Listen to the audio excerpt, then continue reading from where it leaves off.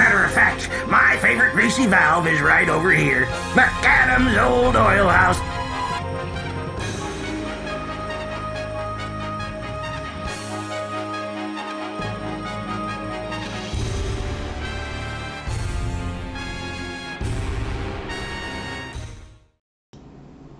Hi everybody, welcome back to the Old Oil House. I'm your host, Dynamez, and I am a Instagrammer and YouTuber for the Transformers community, and I am followed by... I am False Convoy. I am a Transformers reviewer and editor. You can find me on YouTube and Instagram. I am also a self-proclaimed Unicron Trilogy super freak.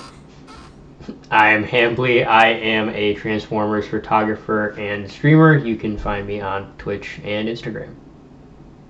Hi, I am Rodimus Rod. You can find me on Instagram.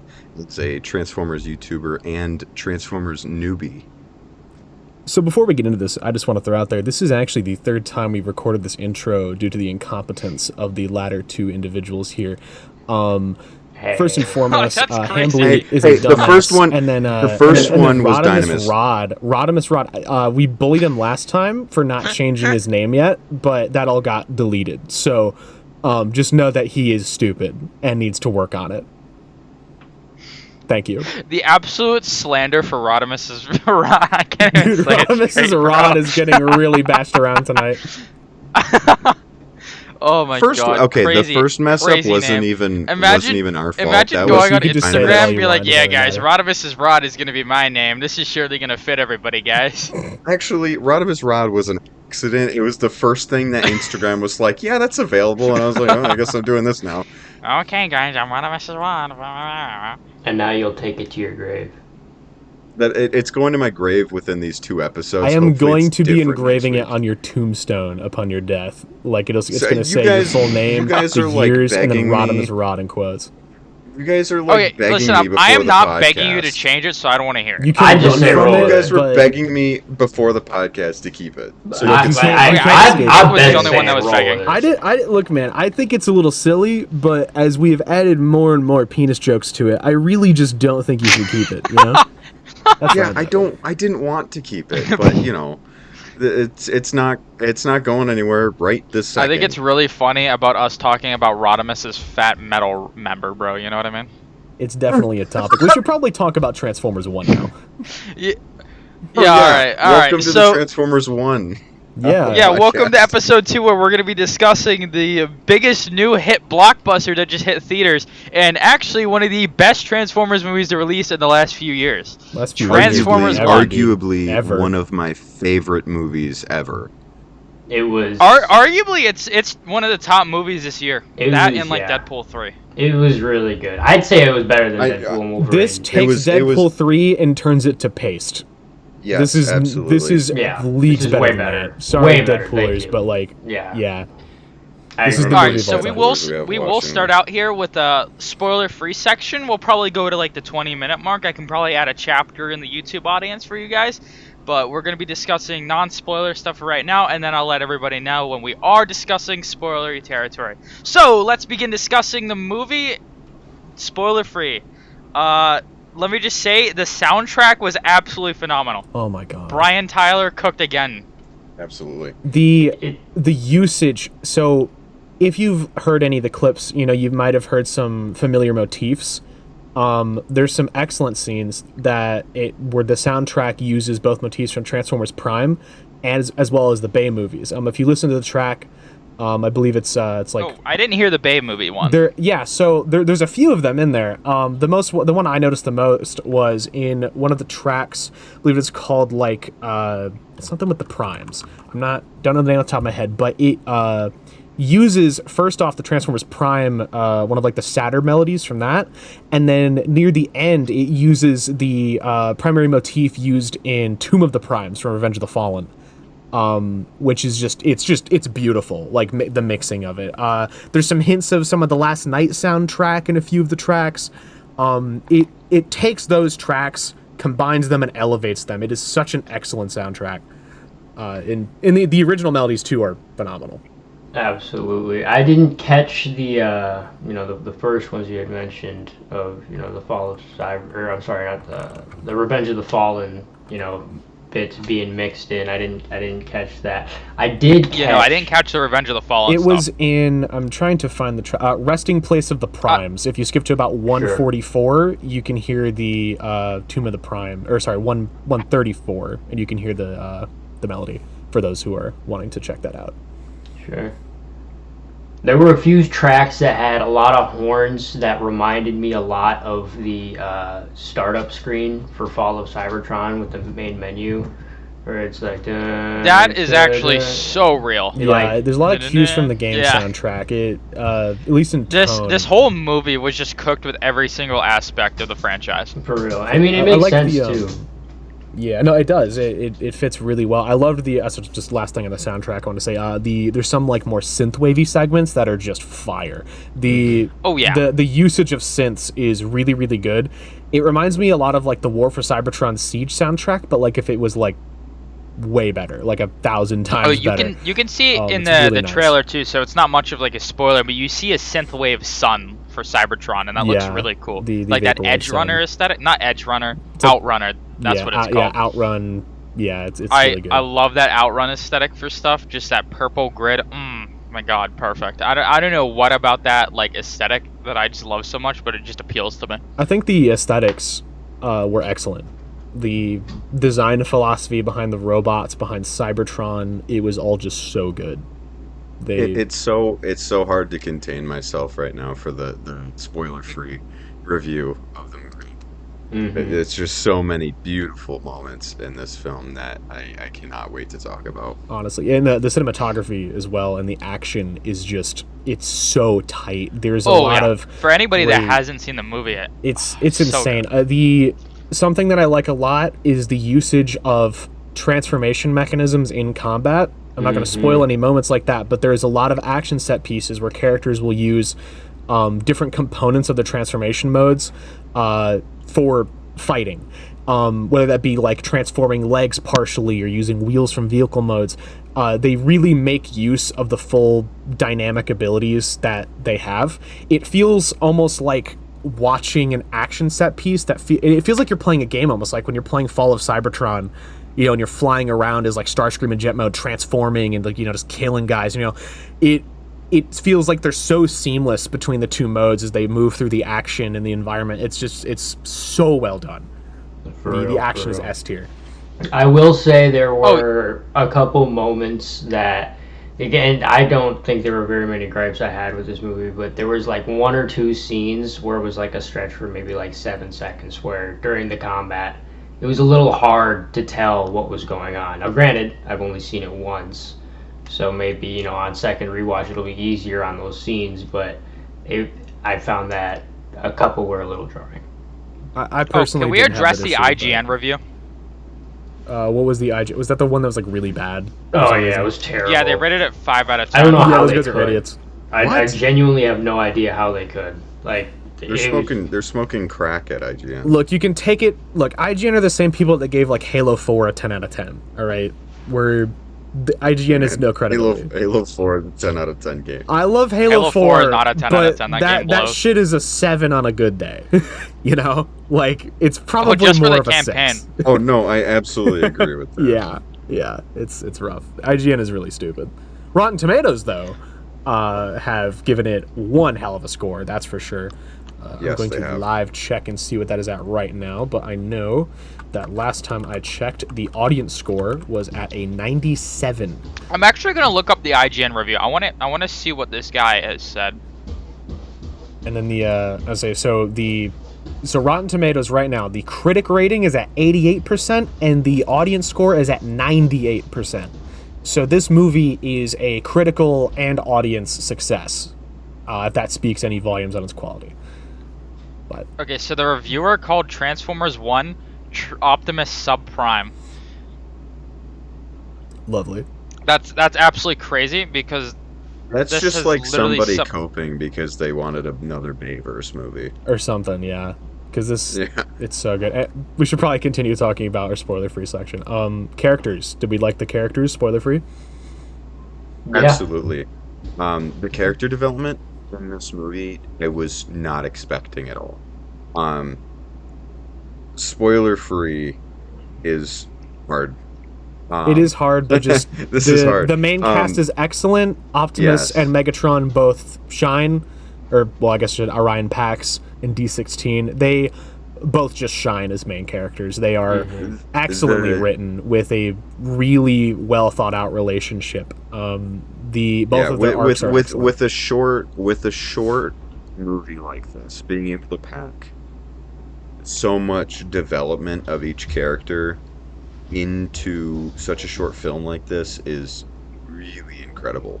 And I'm glad to say that this movie is probably on my top 10 list. It just like if you haven't had a chance, make time and go see this film. It's incredible.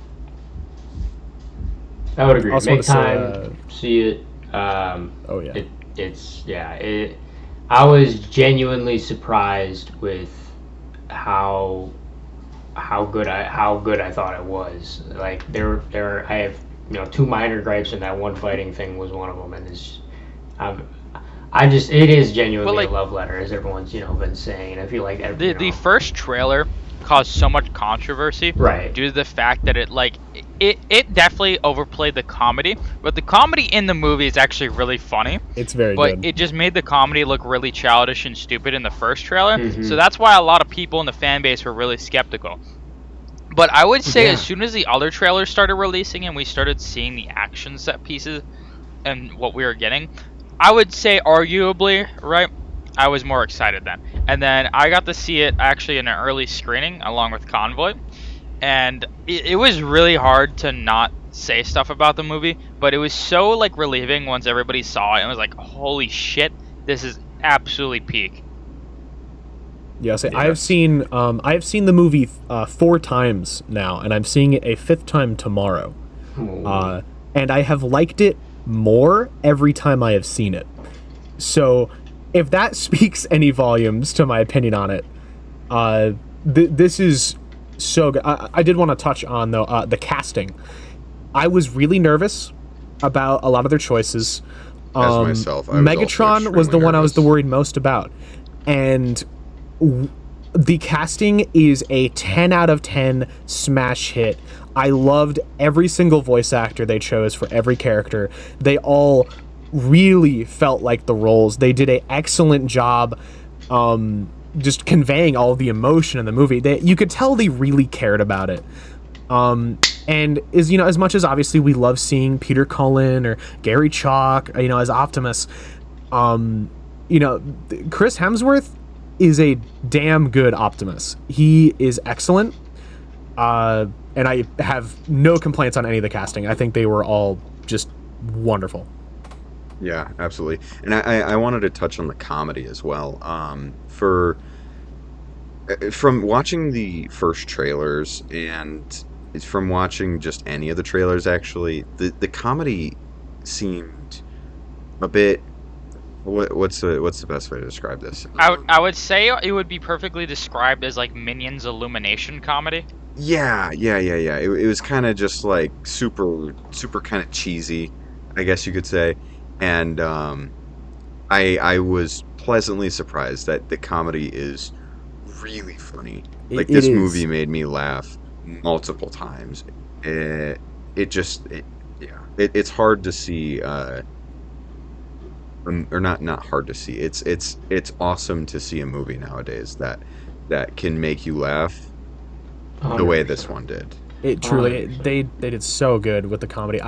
Bumblebee, I have not liked for a very long time in any Transformers media. I enjoyed him in Animated, and that is very clear. And yeah, I am the biggest Bumblebee hater and the biggest Hotshot supporter. But this film has made me a believer in the Bumblebee. I loved him in this movie. He was incredibly funny. All of his bits, I think, landed. A lot of good physical comedy. I don't want to spoil any of it, but just the animation mixed with dialogue into the comedy is great. And then everyone else, their lines are just so good. The way they bounce off of each other and the little quips and silly moments, they all land for the most part. There was very few moments I thought were unfunny. I can't think of one off the top of my head. It's really I even good. thought Bad Acetron was originally not going to be funny, but when you actually see it in the movie, it's actually quite funny. Yeah, I don't. Yeah, I don't want to spoil it, but the Bad Acetron bit is genuinely really funny. Yeah, I mean, they really didn't overdo it either. Basically, you see most of that bit kind of in the trailers, and then you get the payoff that's not in the trailers. But yeah, there's the one bit that's not in the trailer, and it is one of my favorite moments in the film. It's so funny. It was a great scene. And another thing was the emotion of the film was incredible. This isn't just like a flat out kids movie. It's a very emotional movie. Which for me, ask Convoy this. I had a hard time separating kids animated movie from a masterpiece. And by the end of the movie, as we were walking out of the theater, I had to finally make that separation. And this movie is not a kids movie. This is it's honestly a work of beautiful art. It's true. It's hard to say that because it's like it's just such a good movie, and the way that this makes you feel for the characters is very impressive to me. Like I said, what's the runtime? Hour 40 minutes, something like that. Hour 50. You grow so attached to these characters, and there are multiple times where I was on the edge of tears. No, this movie is a tearjerker. Beautiful it was. Mm-hmm. I was gonna say, there were a couple times where I got a little watery, and never full on bawling, but not quite. But very close. It's emotional, and if when we get to the spoiler part, I'll let you guys know what I was genuinely surprised by the amount of little kids that I saw coming to this movie. I was like, yo, we got little Transformer fans coming to this movie, because that was majority of the people in my theater when I went. It was just a lot of little kids and their parents. And I thought that was really awesome. I think the thing about that is people thought that's what this movie was going to be. Oh, 100%. And I think a lot of people were very surprised by what it ended up actually being. And that's the thing too with this is like this it's such a universal uniter movie. Like, you could take a 6-year-old to see this, and you could take a 60-year-old to see this, and I think that they would both adore it. This movie, it for 100% pushes PG to its limits. Oh, for sure. Not to get into it really deeply, but whether it be language or stuff that happens, dark moments, they push PG to that absolute limit. There's no shit, what are we gonna do now from the 86 movie, but it pushes PG to its limit and tells a compelling story both for kids and adults. If for some reason you're a parent tuning into this podcast, which I don't know why you would be, take your kid to go see this. You will love it and they will love it. I think I love how we're normalizing Bad Acetron or badass in general for little kids to use. It's really funny. It's pretty silly. I don't think it's being normalized for them to use, per se. It is completely normalized. So in the Walmart Collector Con stream, they showed off one of the Bumblebee toys, and they called him Bad Acetron literally in the stream, which is such a weird Walmart thing to do. It's very funny. Yeah, it's pretty silly. Damn, this movie's good. All right. We are pushing towards the 20-minute mark, or let's nearly 19. Before we switch to spoilers, can we all give a number rating? I say that we're going. Oh yeah, let's give a spoiler-free, rating. I'll give it an 8.5 out of 10. I would give it a 9 out of 10. Everybody else? You go first, Hambley. I'm sorry. Yeah, I would give it an 8.5 as well. It's hard for me to put a number to this movie. Yeah, of course it's hard with you and your Rodimus Cooner. Shut up. I'm a huge movie buff. I love film, and that's why a movie making it on my top 10 list is such a quote unquote honorable thing to me. You know, it's like a movie getting on You're to. just dragging it on, bro. Get to the point. You're no fun. No, I seriously think this would be like a. Oh, crap. I can't even like put a number to it. 9. Okay. See, I think Fine, I have to go with I 9. got a 9 out of 10. my last I love spoiler this free movie. thing I want to say is that the only reason I give it a 9 and not a 10 is simply because I feel as though that the ending bit could have used a bit more time. And I think that the movie would have been better if it was maybe 15 to 30 minutes longer. That is the only thing that takes it 100%. from a 10 to a 9 for me. Oh, I completely agree with that. Absolutely. All right, so we want to move into spoilers All right, now? spoiler time, boys. Who wants to go Alright. first? Fuck it. Okay. Getting in the meat of this right now. Favorite scene Okay. in the film. All right. My favorite scene in the film is at the end when Megatron picks up Sentinel Prime and rips him in fucking half. That was so cool. I I was love- like, What the- when that I love how happened- little time we give anybody who's listening this Look, to avoid. no, we're in the this part. spoilers, baby. You should have been gone by now.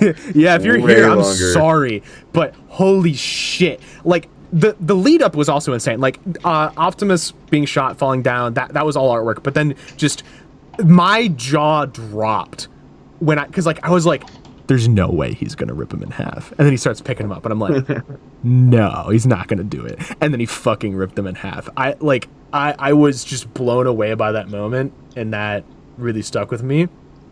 I just wanted to say that. What's everybody else's favorite scene? Mine was the scene right before that happened. Actually, happening during that when Orion is falling into the center of Cybertron. And becoming Optimus Prime. It is about to become Optimus Prime. The scene, the cinematography of that scene specifically, and the duality of what is happening to Orion and what is happening to D16 at that time, is incredible. The falling through the center to the center of the Earth, literally. Or of the planet, sorry. Center of Cybertron, you idiot. So, you know, it's like that. The visual there, the two differences, was so heart wrenching. Especially after growing so attached to Megatron at the beginning of the film, and those final words right before he drops him, "I'm done helping you," or what does he say? He said, "I'm done saving you." Yeah, I'm done saving you. He's holding him up over the edge. And you see his eyes just like turn red on D16. He says, "I'm done saving you," and drops him down. Is just so like heart-wrenching. And he just shot his friend pretty much. Mm-hmm. Oh, can we just You're like- address how brutal that scene was? Oh Literally, my like God, half that of was insane. Orion's torso was missing. Yeah, I was genuinely. That's when my jaw dropped. I was like, no way they Yeah. even showed that. You know. They kill Optimus so much that I just saw that and went, I mean, this is pretty crazy, but like, I wonder Fair. where this is Technically, going. he was still alive because he looked at D16 and told him, no. Yeah, but then Yeah. he died on his way down to the core, but like whatever. The point is I'm used to Optimus getting killed and or mortally wounded, so I wasn't as shocked by it. Fair point. I mean, absolutely, because we knew what was coming next, of course, Yeah, right? Like you can exactly. see the big gaping hole and kind of. I put wish two and I two wish they together. didn't show Optimus like they did in the trailers. You know, I wish they kept that as like a, you know, like Avengers Endgame portal scene type moment. I agree. That would have been insane. For sure. Yeah, I mean that was also, you know, like the red eyes. You know, it's Optimus falling into the, or well, Orion falling into That was the pit, the moment that becoming D16 became Optimus, Heisenberg. and that's the moment D16 becomes Heisenberg. Megatron. They both Honestly, that's their broke moment back. that they both change. You know, and it's honestly, so one good. of my favorite like whole scenes in the movie was actually the Tomb of the Primes and them discovering That was so what beautiful. happened. Sure. Just the brutality of what Sentinel did with the Quintessons was like really jaw-dropping. Like, that was our first piece in the movie of, like, any form of brutality. You literally see Prima get impaled on, like, a spear, and then you see, like, the Prime screaming for Cybertron as they get taken out by Sentinel and the Quintessons. Bro Like, it was decapitated Megatronus. Like, that was crazy. really brutal. Yeah. Oh my god. And then I music, actually dude. adore this Oh. version of Sentinel. This version of Sentinel, I think, is my favorite version of Sentinel He's Prime, so right cool. next to animated Sentinel. He's he's up I think there. the Dark of the Moon one cannot hold a candlelight to this one at all. He Oh my has gosh, personality, he has flair, and, you know, he has reasons for his stuff, you know, besides, you know, Sentinel Prime and Dark of the Moon going, "A deal had to be made with the Decepticons." You know? I absolutely Like, love the he's design. such an evil asshole, and he looks so cool. His design. I love is, how egotistical he is, too. Yeah, like, he is horrible, and I love him. Also, I feel like he gets the most screen time than any other villain in Transformers media really has gotten, you know? At least in the movies, When it that's comes for to sure. Like, he gets a lot. You know, they go. Like, you he get to gets- really see him for who he is, and it's nice.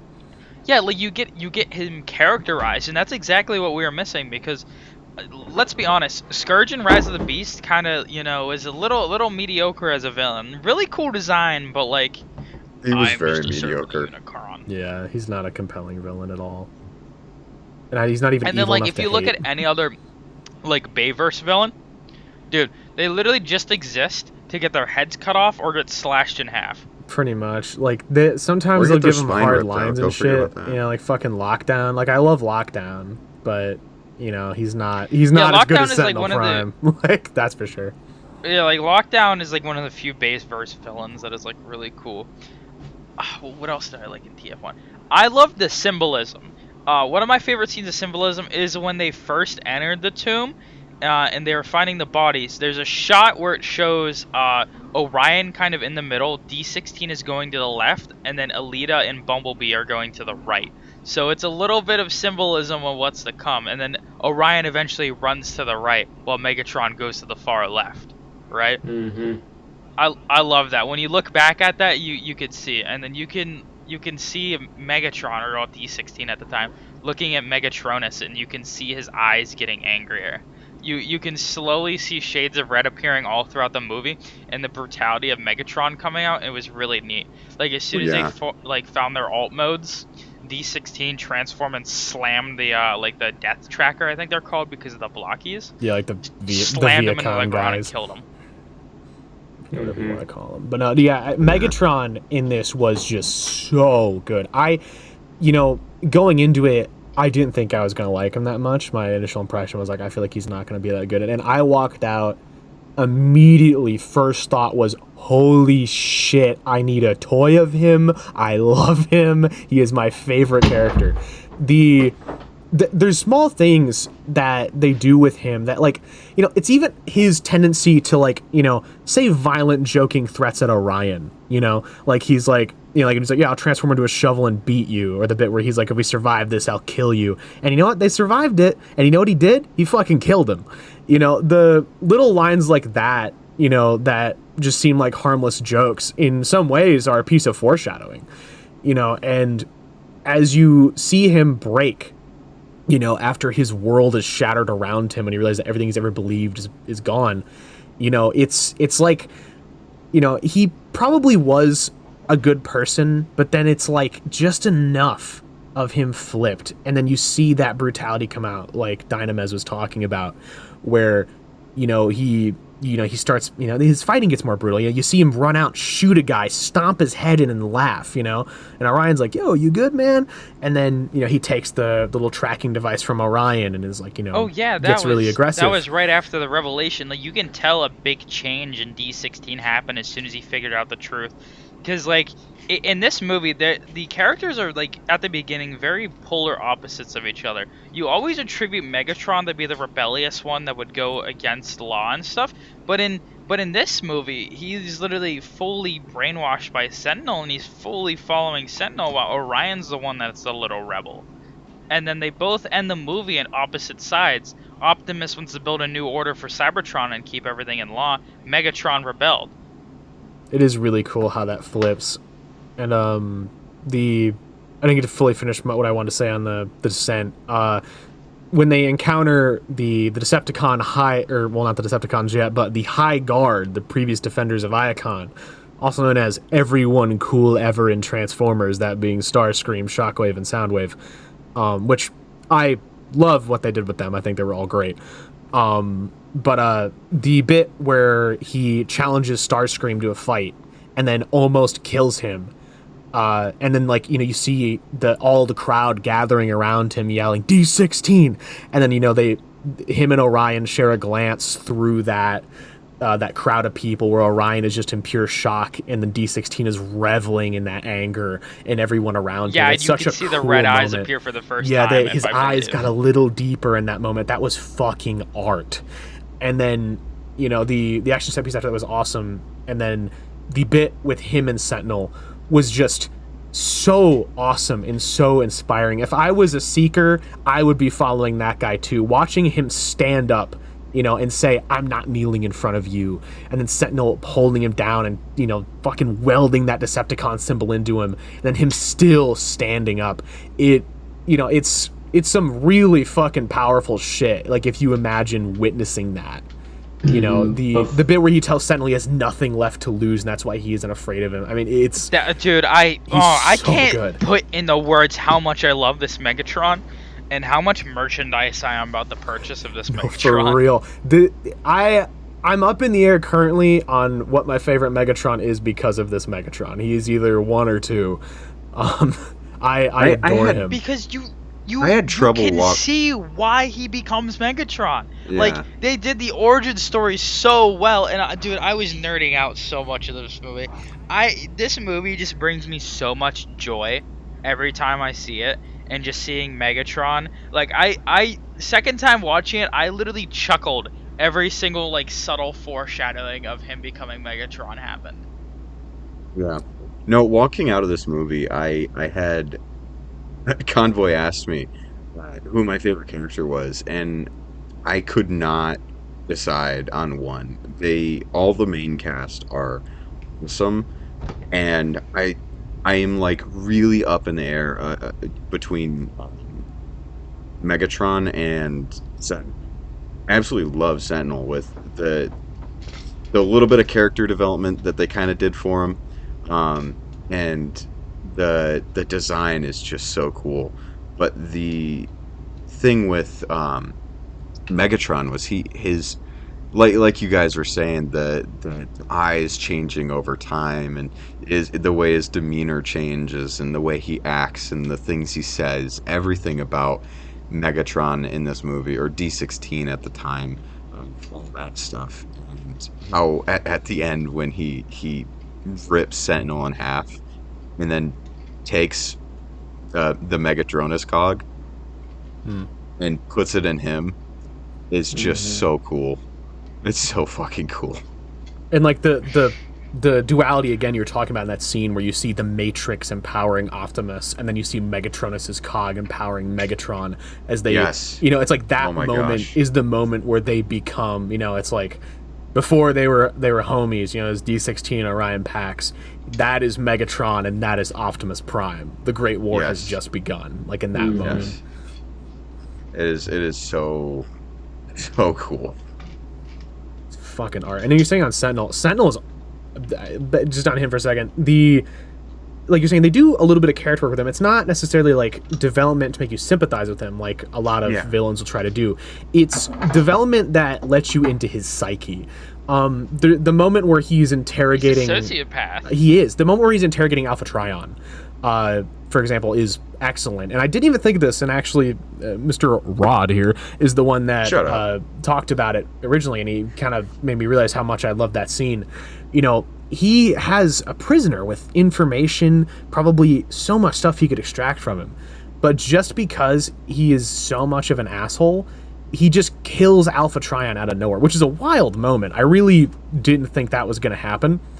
But Alpha Trion talks back and he just fucking stabs him right through the I couldn't tell if it was through the head or the chest, but I think it was through the head. I think so. But he just fucking kills him, and it's like out of nowhere. Like Alpha Trion gets half a sentence off, and he just fucking kills him, and then he's complaining like so disrespectful. See how much they talk? Like it's like you see how much so disrespectful, and it's such a good moment that like it lets you see a little bit into that maybe Sentinel's mental state, and you see how much of a fucking psycho he is. He is very, very hateable, which is good. At the beginning, he's very likable, though. He is. He's very charismatic, and you can see why he's, made this long con happen. But then you really hate him, though, by the end, and it's good. Yeah, he's got... And his design adds to it, too. His design, I just, fell in love with instantly. Oh, yeah, they took the design elements of animated. Who made the animated designs again?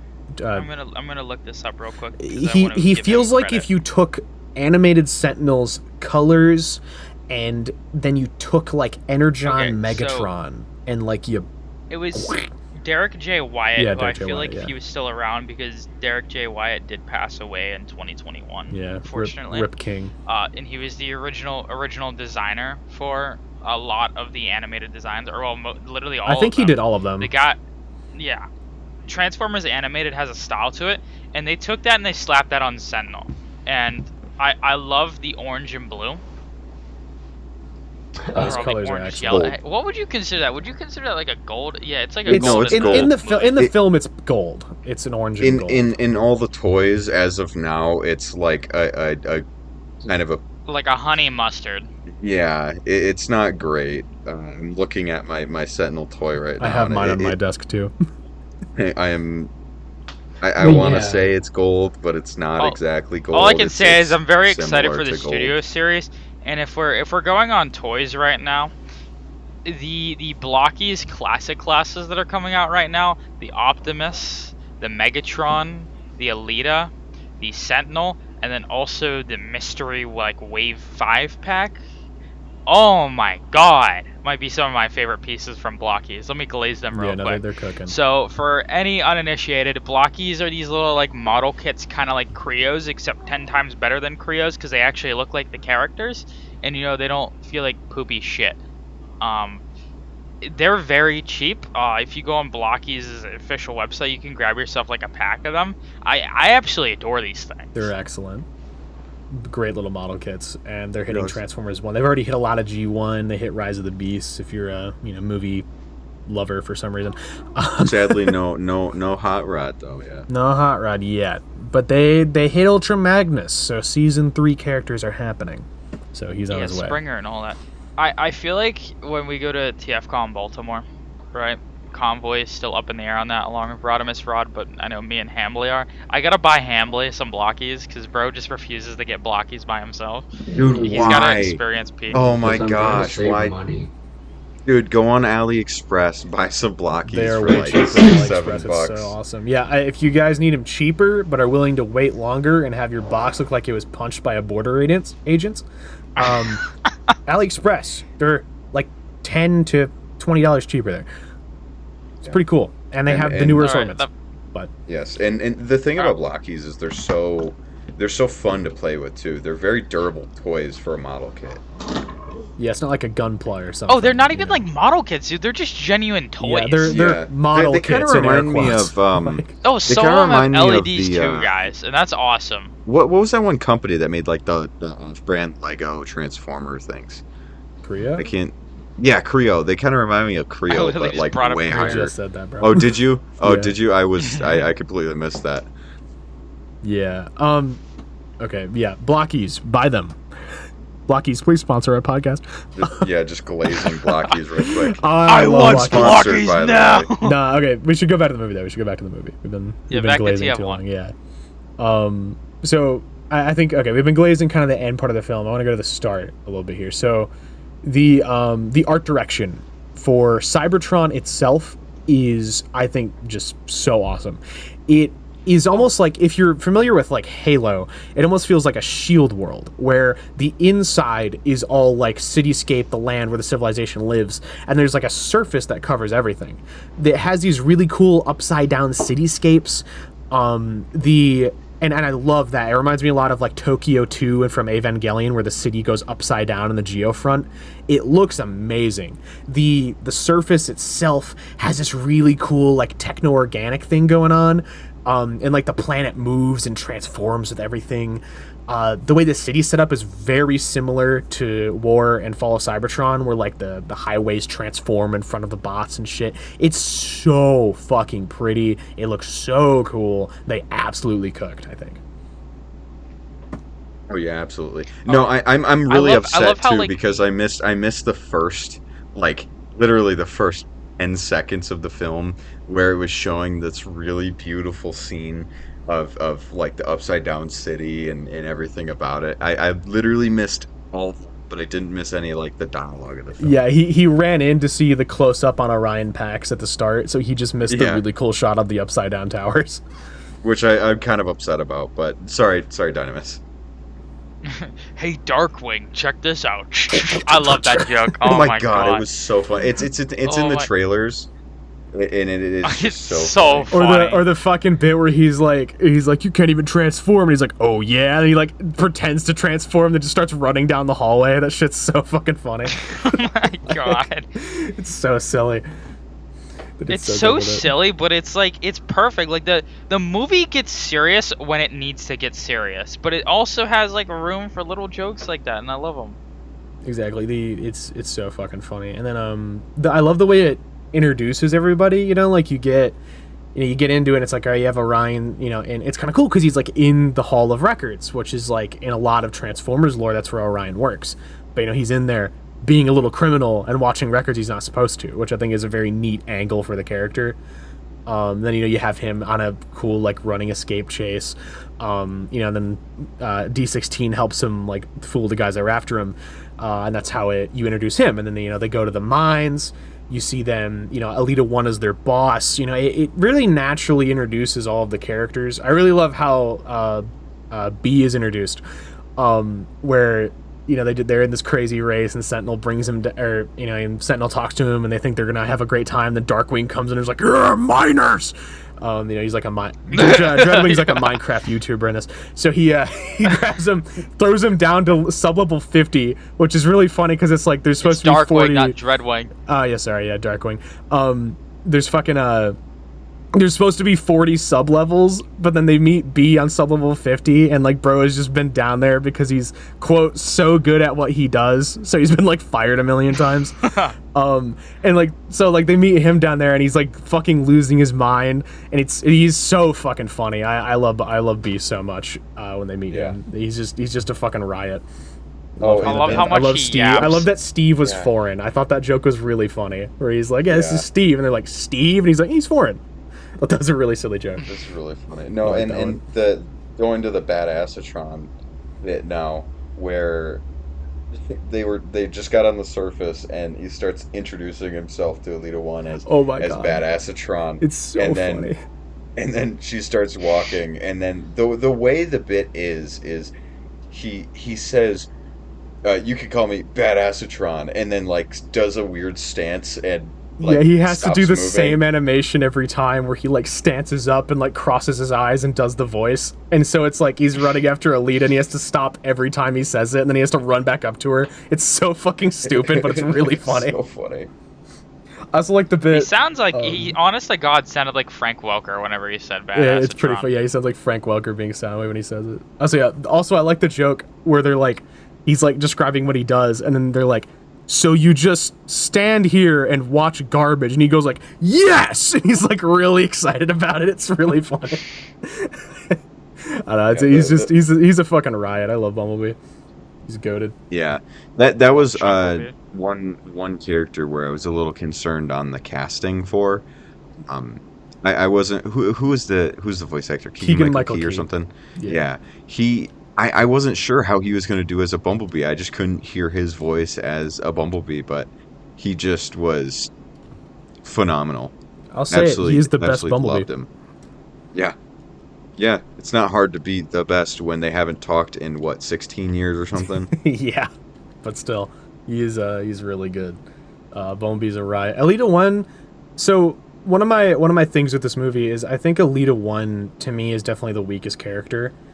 I mean, I like her. I think she's gonna have some more screen time in the next upcoming movies. I Probably, think she's gonna be more important. She was kind of the only character that I wasn't like, I didn't walk out of there just like so in love with. I mean, I liked her. I think she's pretty cool. You know, she has her action though, fire. She of the action set pieces, I think she has some of the best. I was curious when watching the film too. I was curious how they were gonna, you know, incorporate her to the main cast, because at first she just seemed like a side character.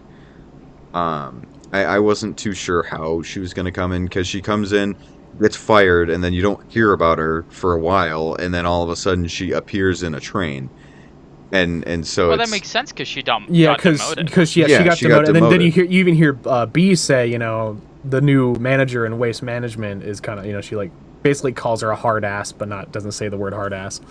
Yeah. But no, I like how she comes back into it. I love her moment with Orion where she like gives him a pep talk.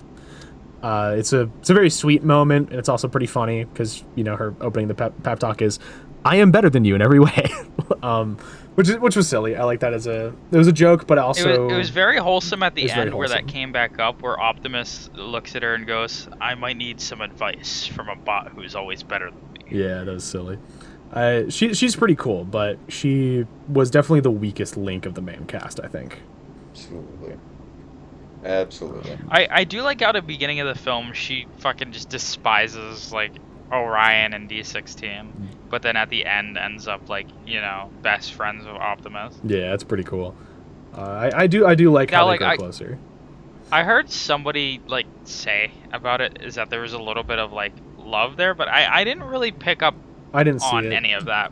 I don't see any. Yeah, I didn't see that for Alita and Optimus. I mean, didn't somebody like on one of your? Oh my God, yes. So not to suck my own dick right here, but I have a really cool Transformers 1 edit made from the trailer on my channel, and a guy commented on it, was like, "I hope that Optimus and Alita 1 don't kiss at the end," or something like that. He like did not want that to happen. Really so you random guy out there that I don't know your username, just know your promise, it was fulfilled, and you were right. They didn't kiss at the end. If they kiss, I'm gonna walk out of the theater, dude. I don't know why you didn't want that to happen so bad, but it didn't. So, you're welcome, or something.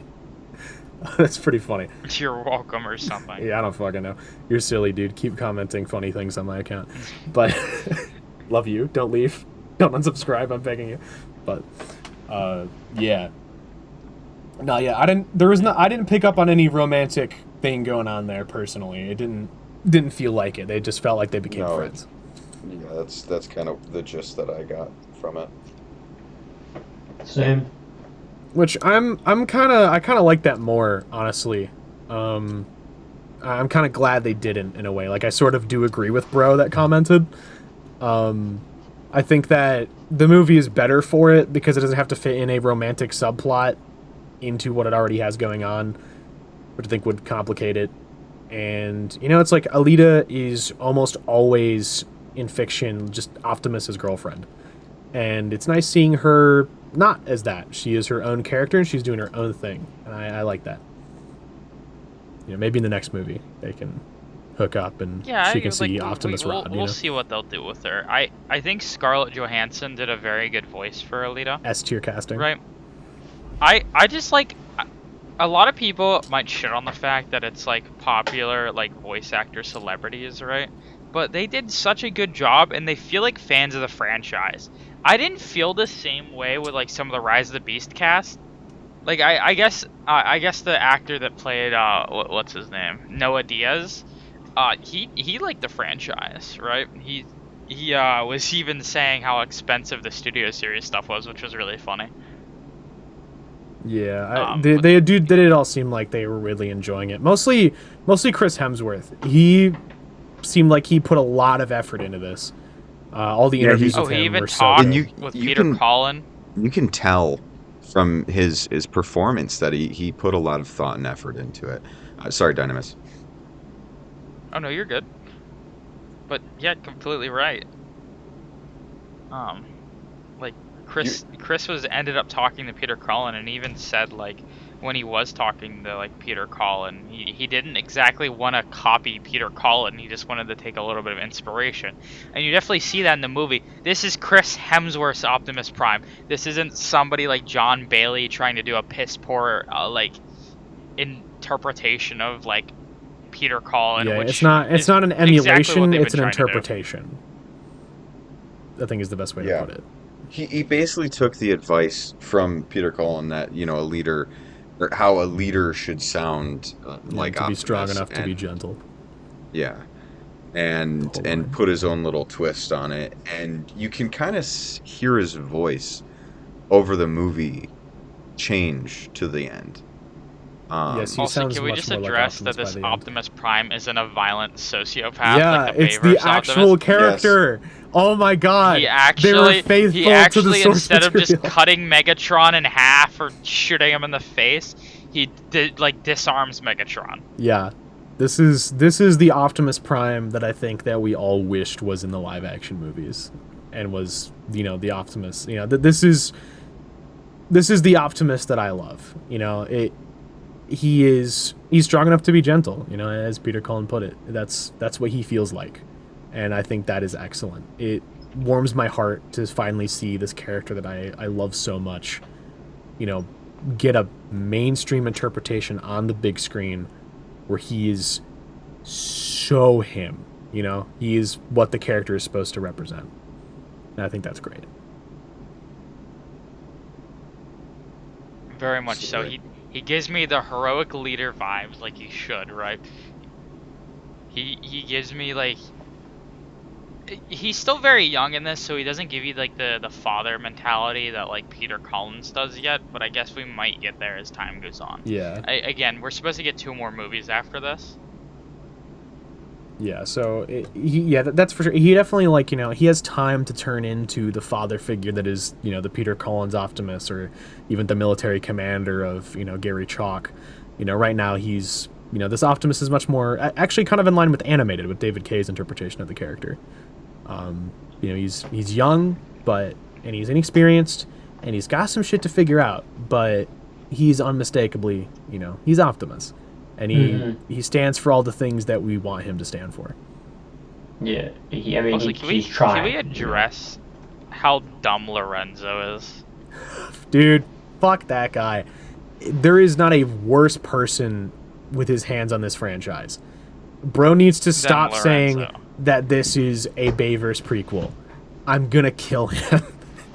Like, is that what they're saying about so this? the like executive producer guy, Lorenzo, whatever the fuck his name is, has Deepa Gennaro, he was saying that Rise of the Beast was connected to Bayverse when it just wasn't, and he was saying that this is connected to the Bayverse when it just isn't. Bayverse is dead. All right, I'm sorry, guys. I'm sorry for all the Bayverse kids listening. Bayverse is dead. It's Jover. You had the run. It's Jover. Yeah, 5 movies. Is bye-bye. You got 5 movies, a bunch of games, and a bunch of comic books. You guys are fine. Yeah, have fun, okay? Have fun with what you got, but this is not Like, connected. And there's, you know... He tries slapping everything on everything, and it just, like, continuity-wise, just doesn't make sense. Rise of the Beast doesn't make sense in Bayverse. And neither does this, because Sentinel Prime is ripped in half dead on Cybertron now, and not on the moon. So, the that is directors... you know... The directors, when they're not in an interview with Lorenzo, will say, "Hey, this is a reboot." But then when the directors are in an interview with them, Lorenzo will like hold a gun to their head and be like, "Let's just say this is in the same universe, buddy." What away? Yeah, it's just not. So don't go into this thinking that you're getting a Bayverse prequel if you are one of the poor unfortunate souls that believes that for some reason. Yeah, I was about to say, Sentinel Prime gets killed in this movie, so there's no feasible way it's the same universe. Yeah, like it literally just can't be. One of the things that bothered me the most was the first director that was listed at the very end of the movie when they're doing the fucking... Okay, he's a producer, but I feel like they just slap him as a producer. No, director. Right, they said director, didn't it? No, I No, think it's the producer. He was not a Does it, director. okay. I thought it said director. It was the I'm director like, of Toy Story 4 that directed TF1. Yeah. Okay. And bro cooked. Michael Bay. I'd say the whole doubt team But cooked. yeah, the anything Michael on this Bay. movie. Michael Bay was the first Okay, so name listed after the movie was over, and I was so upset. I was like, I looked over at Convoy and I'm like, dude, what the hell? Bro was pretty flabbergasted by that. I was very upset. okay, so Josh Cooley directed it, but he was also the voice of Skywarp. That's really funny. That's pretty cool. You got to say, huh? That's literally it. Huh? Bro had I one like line, how it's, Skywarp- "Huh," that's awesome. I like how Skywarp got like one line in the movie and it was huh? It's But pretty like cool. the reason this movie was also good is that Josh Cooley, the director, he's worked at Pixar, so he helped in stuff such as The Incredibles, Ratatouille, Up. And those are some of the best movies out there. And look what we have now, one of the best Transformers movies. And truth be told, if you haven't seen Toy Story 4, as much as Toy Story 3 is like the ending of the century and really didn't need a sequel, what he did in Toy Story 4 is actually pretty good. When I thoroughly liked Toy Story 4, I didn't expect to, and so when I heard that he was directing TF1, I was like, all right, okay, I think bro probably has this. He had this. In fact, he could. Give him the trilogy. I Like, say oh my give God. him the trilogy. He deserves it. I hope that the exact same staff that wrote this, directed it, everything goes on to the next one. I hope that they can keep as many of the same bodies on board because it's so we good. love you, Josh Cooley. Please, We do. Please We make love more. you. Anything for you. Anything for Josh Cooley. For real. Oh my god, it was just I can't get over I mean, that I would Transformers is even a good honestly piece of take media. Travis Knight again in the live action. I agree. He was really good. Travis Knight definitely cooked with Bumblebee. That's a great movie. Steven yeah. Cable Jr., you know, he tried. I mean, Rise of the Beast isn't terrible. I feel like I've been giving it a lot of shit since Transformers 1 came out, It's mid. right? Because it is a very mediocre film, but it has heart and soul compared to some of the Bayverse crap. Yeah. Like, say what you want, all the Bayverse stuff has like fucking like 10% on Rotten Tomatoes, and it's just fucking, it's Yeah. literally just like slop. It definitely has more heart and soul and feels more like Transformers than Bayverse, but it's just not that well written. It's I don't know. And then Steven, like, you know, no real hate to the guy, but he feels like a fake fan. Like, he will say things and he's like, yeah, I love Beast Wars, love that character Rat-a-tat and his really crazy character arc or something. Like, he said something along those lines in an interview. And it's like, Rat-a-tat. bro called him Rat-a-tat, and Rat Trap does not have a character arc. Like, I mean, he matures a little bit over Beast Wars, but it's not like anything crazy. Rat-a-tat is crazy. But like, yeah, I don't know. So I'm not the biggest fan of Stephen Cable Jr. But you know, he's this new guy. He's excellent. That's See, notice how when we get these directors that are known for making like these kids movies, we get Pete. Travis Knight was literally not known for anything but like literally kids movies. Yeah, and then he just made like most fire Transformers movie to date at that point. You know, Bumblebee is a lot of great. Bumblebee is like the definition to me of like a movie with just a lot of heart. I think the only reason Travis Knight didn't do Rise of the Beast was because I think he was busy with another movie. Yeah. So hopefully he can come back. Maybe he can, you know, direct the next dumpster fire of a G.I. Joe crossover we're gonna have. I don't know. I don't think We'll see how it is. Why? I have no clue why they're doing that. Yeah, it's also been confirmed as of like literally last week that the next movie is they're going right in with the G.I. Joe crossover. I don't know how I feel about I that. think that they need to leave their dead brand to die and need to make a Transformers movie. I don't know.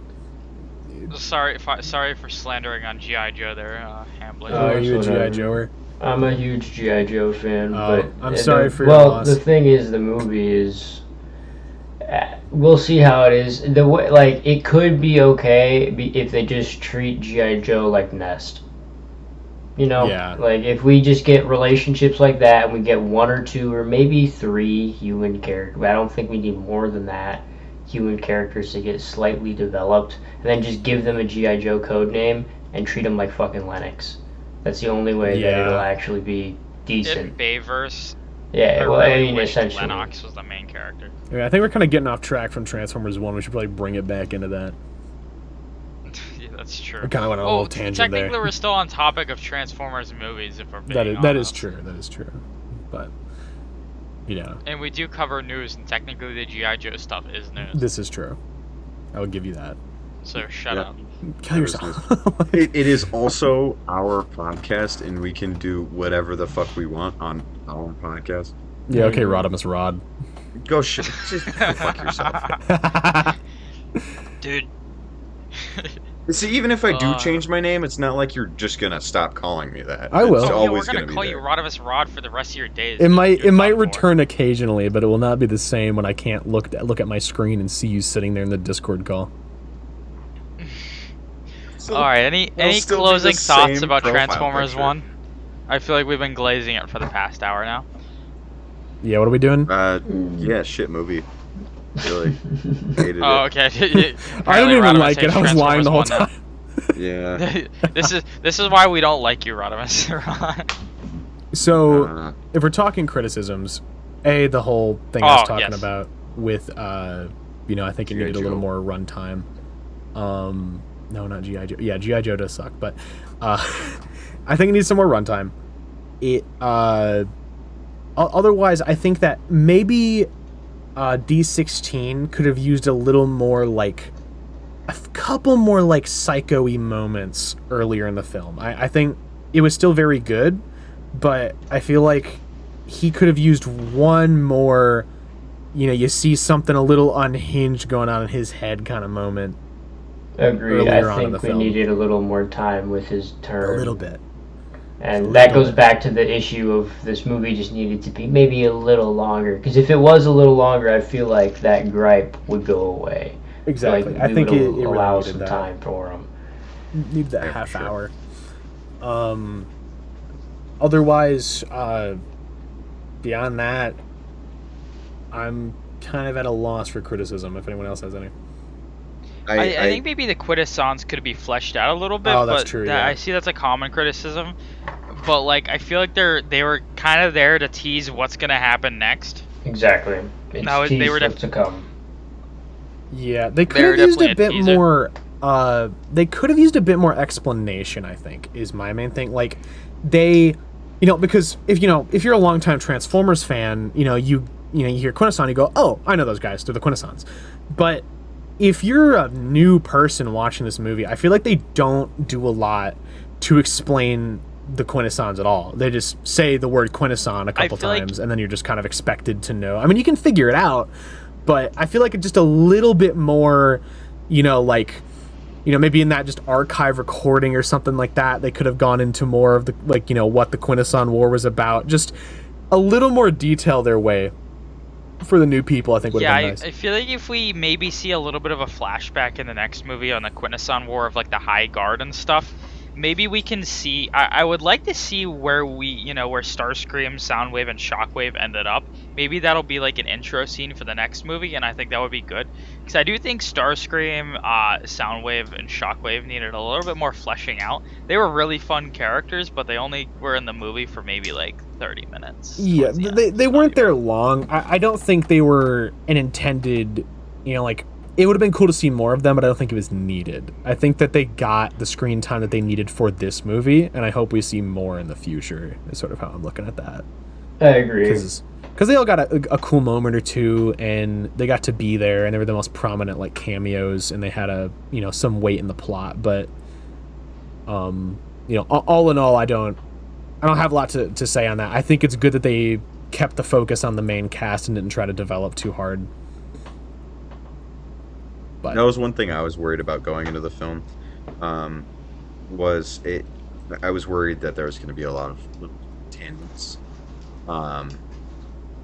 of explaining things that honestly probably should be explained to newer viewers, myself included. There were a few things that I was confused about wish there was an explanation, but I'm glad that they didn't explain it, because you just gotta do your own research on that kind of stuff if you're really interested in it or into it. Okay, Rodimus is Rod. But it also No, gives but like he the is kinda right, sequels, you know, like something to kind of build off of, and you know, Yeah. it makes it a little bit more interesting. Like back to the Quintessence Yes. thing, you know what I mean? Like Yeah. because there's that Yes. mystery, you know. Now when you see him in the next movie, it's like, oh shit, are the Decepticons and the Autobots gonna have to work together maybe, or you know, that just throwing, you know. But I doubt it. But you know, whatever. And I did not know who the Quintessons were. So your only exposure to a Quintesson would have been Alpha Q from Energon when we were watching it. That's all you I would was know. gonna be like, I don't think that's a really good introduction. And that's not to a Quintesson. yeah. He's a Alpha Q is very different from how Quintessons are usually portrayed. So definitely not a good intro to it. So Also, like I a little addressed bit earlier. Yeah, I addressed earlier a scene that kind of, you know, would a little bit of a tearjerker. It's when Optimus destroys Megatron's cannon and his other cannon on his arm, and the Decepticons start leaving. Or well, they're called the High Guard. They're not the Decepticons until the end credits scene where they, you know, mold everything up. It was a scene of D16 and Orion first meeting that is like, Jesus Christ, I want to cry at this, because they were literally best friends and now they're literally mortal enemies. Like that scene is just so powerful. Dude, it's just a fucking work of art. Yeah, the falling out of their friendship was truly excellent. Just fuck it. That was just it was cinema. Like it's so good. It's just pure cinema. It's fire. You ever see the image where it's, this is peak cinema? I don't think so. And it's like making fun of like the MCU on how they'll just pull in like 85 different characters. Yeah, they do love doing that. But yeah, no, that scene was excellent. Oh my god, I had a point. I like that Optimus's axe came from the Matrix. That was one thing. I think that's a cool origin for it. Mm-hmm. If you notice earlier in the film, actually, Zeta Prime has the exact same axe when he's being killed by Sentinel. That was a detail I picked up on like my second or third rewatch. Oh, I actually did pick that up. Yeah, if you watch his arm when Sentinel like holds him to the ground, you can see the axe. So it's like that axe is a symbol of power from the Matrix. I think that's kind of cool. I like how Optimus actually actively swaps hands with it. When he gets it, he is going left-handed, and then by the end of the fight, he swaps it over to his right, and then he does the cool move. Like because he grabs Megatron by that cannon and he swaps it. It's really cool how they use that in combat. As well as just the scene with Optimus after he gets the Matrix and he's fighting everybody is just such a cool action set piece where he's like, just 3-on-1ing Starscream, Shockwave, and Soundwave. Like I love the bit, especially where Starscream shoots a missile at him, then he grabs the missile with his bare hands and then like does like a flip around and then slams it into like Soundwave's head. That shit was so cool. That was one of the coolest action scenes I've seen in like anything. And when he was boxing Megatron, he takes Megatron's cannon off his arm, hits him in the face with it, but like Megatron, spins back because he just got smacked in the face with it, and he reattaches the cannon to his back. That was also and then really cool. Spins it around and fires it at Optimus. Ooh, that was cold. That was that really whole sick. little like back and forth sequence. That was a very sweet move. I love that. That was so cool. Oh, it was so good. And right, on the we transforming. are getting to the we covered to the hour and 8-minute mark. So a little segment I would like to do at the end of every podcast now is what recent figure have you guys gotten? This is a little segment I want to do. So, coolest thing I've gotten recently, 100% has to be. So I ordered this Hot Shot, believing that it was going to be a prototype item. It is from Transformers Energon. And when I got it, I noticed that there was something very strange about it, in that it didn't have any of the usual pre-production markings. It had all of the final decos paintwork, and after showing it to a few people, and including Aaron Archer, actually, showed it to Aaron Archer to see what he thought on it. He had no idea.